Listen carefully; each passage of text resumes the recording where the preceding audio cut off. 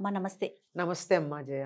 మిమ్మల్ని చూసినాక ఆ, నాకొక ప్రశ్న అడగాలనిపించిందమ్మా. చెప్పండమ్మా. యాక్చువల్‌గా నేను ఇంట్లో గూడా ఫేస్ చేస్తున్నాను మా పాపతో. ఆ, దగ్గమ్మ, ఆ, ముక్కు పట్టేయటం, దిబ్బడ, ఉమ్, ఊపిరి నైట్ అయితే ఉమ్, ఫ్యాన్ శాంతం తగ్గించేసి, ఉమ్, శాంతం లేకపోతేనేమో ఉండలేకపోతున్నాం. ఉమ్, అందుకని ఫ్యాన్ ఉంటే తనకేమో బ్రీత్ అందట్లా. ఉమ్. ఊపిరి ఆడనట్లుగా. అంటే సీజనల్‌గా వచ్చేవే కదా! వీటికి అసలు ఇంటి చిట్కాలేమన్నా ఉన్నాయమ్మా? ముక్కు కారడం లేదు. ఆ, మార్నింగ్ మాత్రమే కారుతోంది. తర్వాత నార్మల్‌గానే ఉంటుంది గానీ మార్నింగ్ కారుతోంది కదా. మార్నింగ్ ఇది లేసినప్పుడు కారుతోంది. అదర్‌వైజ్ ముక్కు పాపం దిబ్బల్లాగా, నోరంతా ఎండిపోయినట్లుగా అట్లా. ఎండిపోయినట్టు మీరు ఇదంతా కూడా జలుబుతోనే అనిపిస్తోంది. కొద్దిగా కొంచెం అలాగే ముక్కు ఉందమ్మా. పట్టినట్టుంది. ఇది శీతాకాలం లక్షణాలు. ఆ!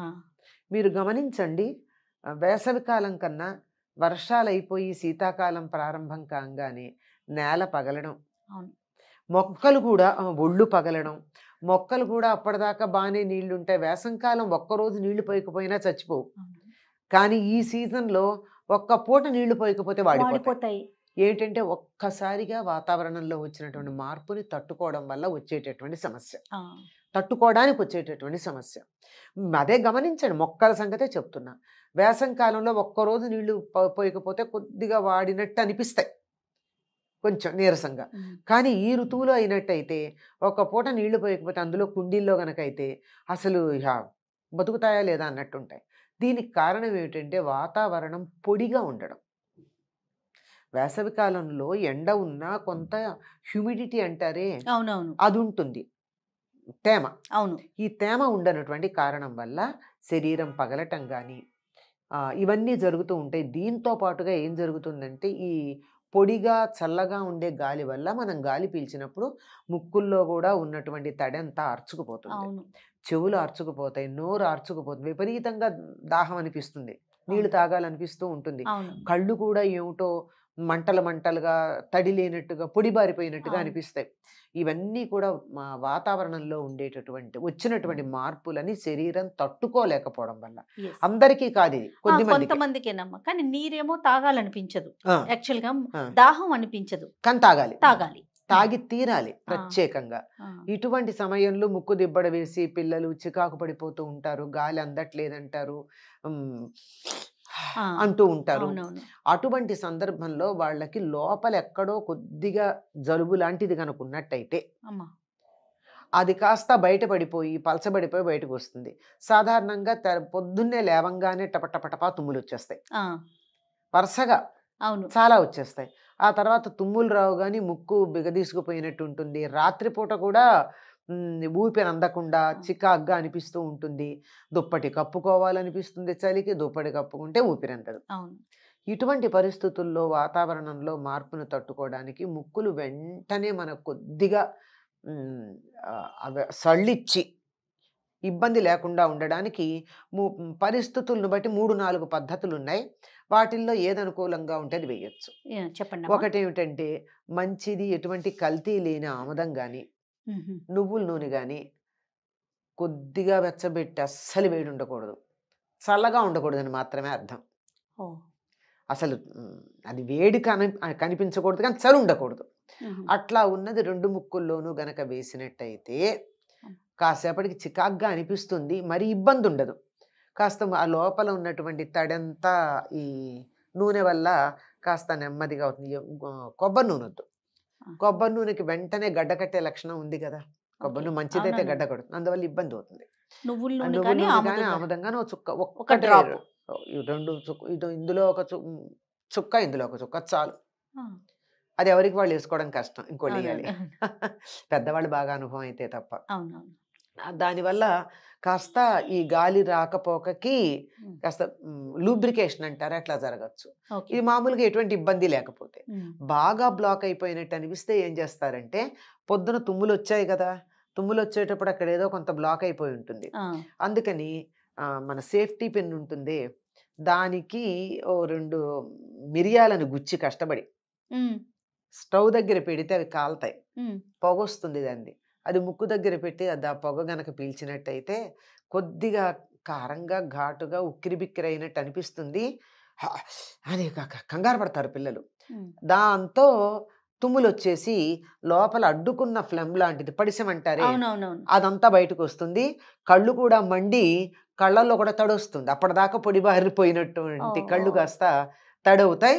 ఆ ఇబ్బంది కళ్ళు అప్పటిదాకా గరగరగా ఉంది, కళ్ళు మండుతున్నాయి అలా అనిపించేది పోతుంది. ఆ! ఇది కాకపోతే మనకిప్పుడు అందుబాటులో లేదు కానీ పూర్వం ఉండేది. కుంపట్లో బొగ్గు ఉంటుంది ఆ! కదమ్మా! ఆ! ఈ రాక్షస బొగ్గు లాంటిది కాదు. మామూలు బొగ్గు. రాక్షస బొగ్గు అంటే తెలుసు తెలీదమ్మా కదా! నాకు. అయ్యో! తెలీదా? ఆ! రాక్షస బొగ్గు అంటే ఈ రైల్లో వేసేవాళ్ళు బొగ్గు. ఆహా! అది సింగరేణి కాలరీస్‌లో వాటిల్లో ఆ! తవ్వేది, పెద్దగా ఉంటుంది పెద్ద అదా? పెద్దది మిలమిలమిల ఆ! మెరిసిపోతూ ఆ! ఉంటుంది. అది ఐడియా రాక్షసి వచ్చింది. బొగ్గు. ఓకే. ఇంతంత బ్లాక్స్ ఉంటాయి. అవునవును. అవును. గుర్తొచ్చిందమ్మా. అది. అది కాక మనకి ఇంట్లో ఇస్త్రీ పెట్టెలో మనం చేసేవాళ్ళు చేసి అది చూస్తామా? చేయరు. అది చిన్న అది బొగ్గులు. మామూలు బొగ్గులు. ఆ! కట్టెలు కాలిస్తే వచ్చే బొగ్గు. ఆ! ఆ! దాన్ని వాడమంటారా? దాన్నే వాడతారు. ఆ! ఈ రాక్షసి బొగ్గు టపటపటపలాడి దాని నుంచి బాగా ఇవొస్తాయి. రజన్ లాగా వస్తుంది గదా! అది దాన్ని మిడుగురు పురుగుల్లాగా వచ్చేటటువంటివి ఉంటాయి. రవ్వలుంటాయి. నిప్పు రవ్వలు. అవి రాకూడదు. అందుకని ఈ రాక్షసి బొగ్గు కాకుండా మామూలు బొగ్గు ఉంటుంది కదా! దాని మీద కదా వంట చేసుకునేవాళ్ళు పూర్వం.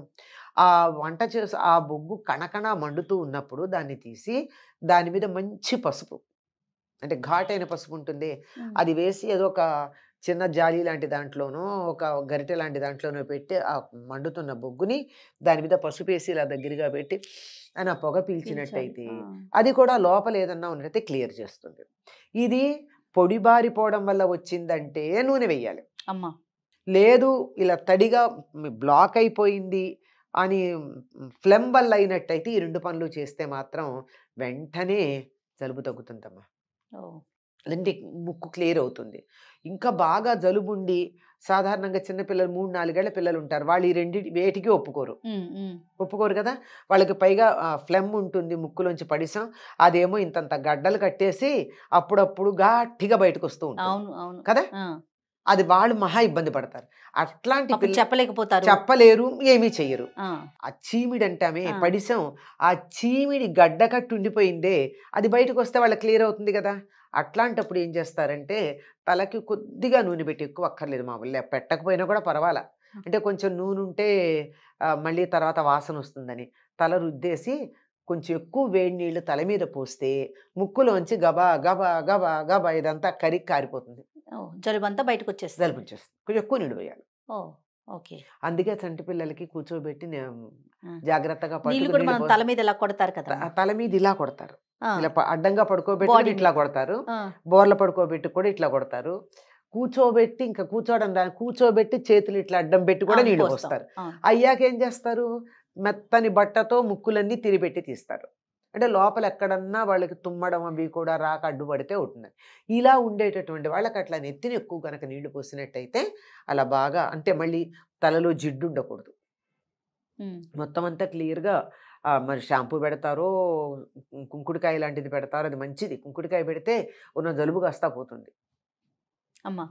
హాయిగా వస్తుందమ్మా. జలుబంతా బయటకొచ్చేస్తుంది. ఇప్పుడొచ్చేటటువంటి దానికి మాత్రం తప్పనిసరిగా ముక్కులు బ్లాక్ అయితే మాత్రం ఈ 2, 3 పనులలో ఏది గమనించుకుంటాం గదా! మన ఇంట్లో అవునవును. అవును. ఏదుందో దానివల్ల చాలా ఉపయోగం ఉంటుంది. ఓకే. కఫం తగ్గాలంటేనమ్మా? కఫం తగ్గాలి అంటే చంటి పిల్లలనుకోండి తమలపాకు తెచ్చి ఆ! పూర్వం బొగ్గుల మీద పెట్టేవారు.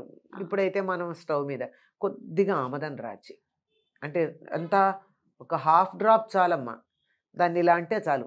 దాన్ని దాన్ని ఇలా నిప్పుగా అలా చూపిస్తే చాలు కరుకుగా ఉన్న ఆకు కాస్త మెత్తబడిపోతుంది. ఆ హ్మ్. మెత్తబడిన ఆకుని ఇట్లా చేత్తో నలిపేస్తే ఒక్క చుక్క రసం వస్తుంది. దాన్ని నిజరసం అంటారు. హుహు. నిజరసం. అంటే నీళ్లు కలపకుండా వచ్చిన రసం. అవునవును.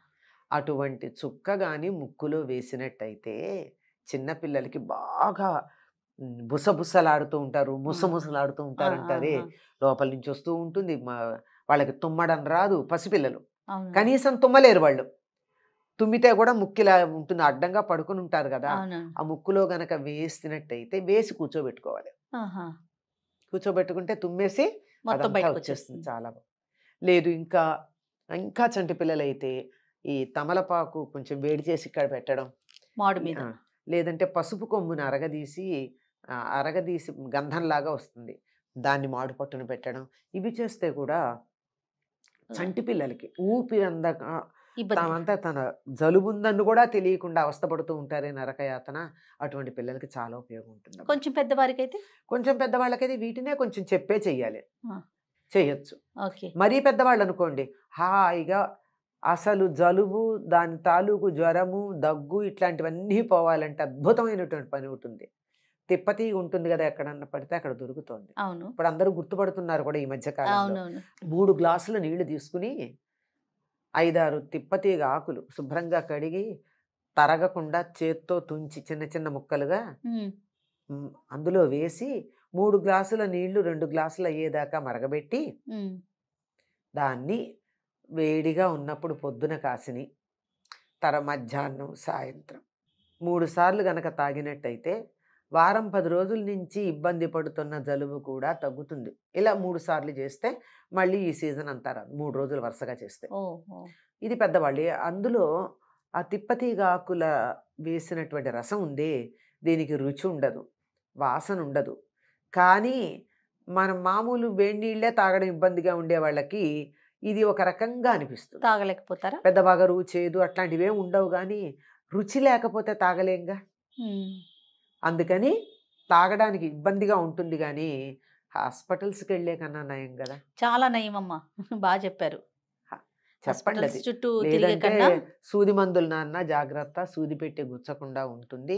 హ్మ్. హాయిగా గోరువెచ్చగా ఎంత వేడి తాగగలిగితే అంత అంత వేడి వేడి. తాగేస్తే హ్మ్. 3 టైమ్స్ ఎ డే. ఓకే. పొద్దున చేసుకునే నీళ్ళు చాలు. హుహు. మధ్యాహ్నానికి, సాయంకాలానికి. హ్మ్. లేదంటే తులసాకులతో కూడా చేసుకోవచ్చు. తులసాకులు కూడా తులసాకులు కూడా ఒక గుప్పెడు ఆకులు ఎక్కడ దొరుకుతాయో చూసుకోవాలి. ఆ! గుప్పెడు కావాలి ఆకులు. ఆ! గుప్పెడు తులసాకులు తెచ్చుకొని నీళ్ళల్లో వేసి, అదైతే మరీ ఇంత మరిగించక్కర్లా. ఆ! తిప్పతీగదైతే 3 గ్లాసులు 2 2 అయ్యేదాకా గ్లాసుల వరకు చేయాలి. అన్నారు. ఆ! మామూలుదైనట్టయితే మామూలు తులసైతే కాస్త మరిగిస్తే చాలు.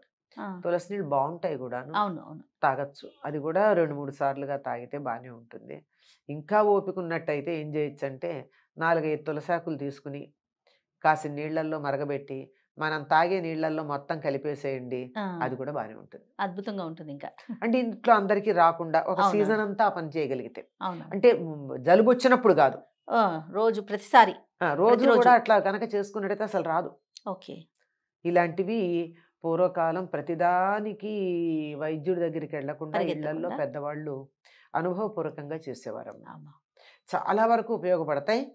మన కి కొద్దిగా ఇలా వాడిన తర్వాత ప్రయోజనం కనపడలేదు అనుకున్నప్పుడు ఆలస్యం చేయకుండా అప్పుడు వైద్యుడి దగ్గరికెళ్ళడం మంచిది. అవును. దీని మీదే ఆధారపడిపోయి ఆరోగ్యాలు పాడు చేసుకోకుండా. హ్మ్. హ్మ్. చాలా బా చెప్పారమ్మా. హ్మ్. సంతోషం. నమస్తే అమ్మ. నమస్తే.